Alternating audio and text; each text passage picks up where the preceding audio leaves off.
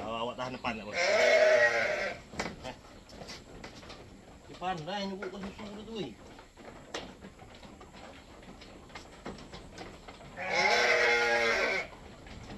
Kecil dia besar.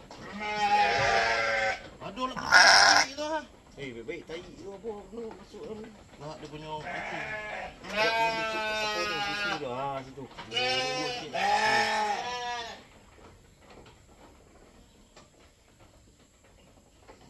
Anak yang kuning tu. Semalam duduk naik turun sikit. Dah besok tu takut naik lagi.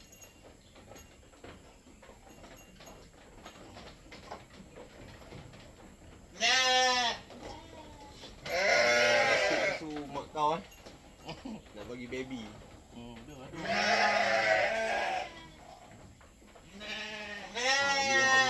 Belah mana banyak?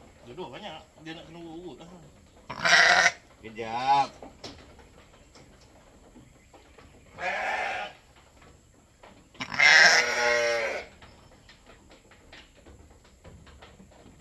Dia ada puting tu lah. Ada 3. Orang macam kecil yang baru nak tumbuh lah. Sekejap.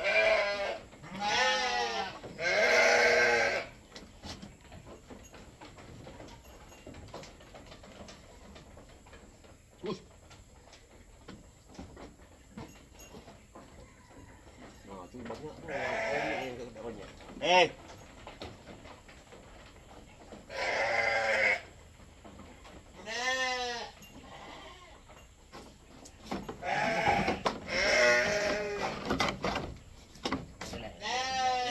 Sikit je. Alah, dia bukan nak minum periuk. Budak tu dia nak buat apa orang cakap sekadar basahkan apa. Kejap.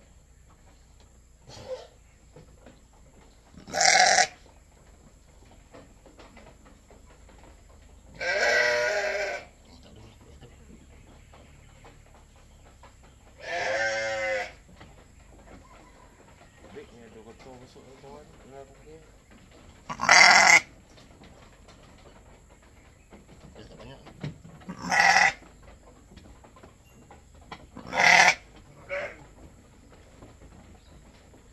Sikit je. Dia banyak pula dia. Baik kau nampak ekor terangkat.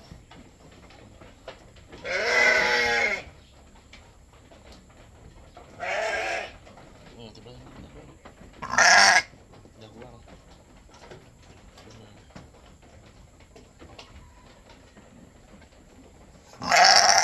Sikit je. Mana dapat. Kejap. Boleh saja tak? Ni ada benda potong masuk kan?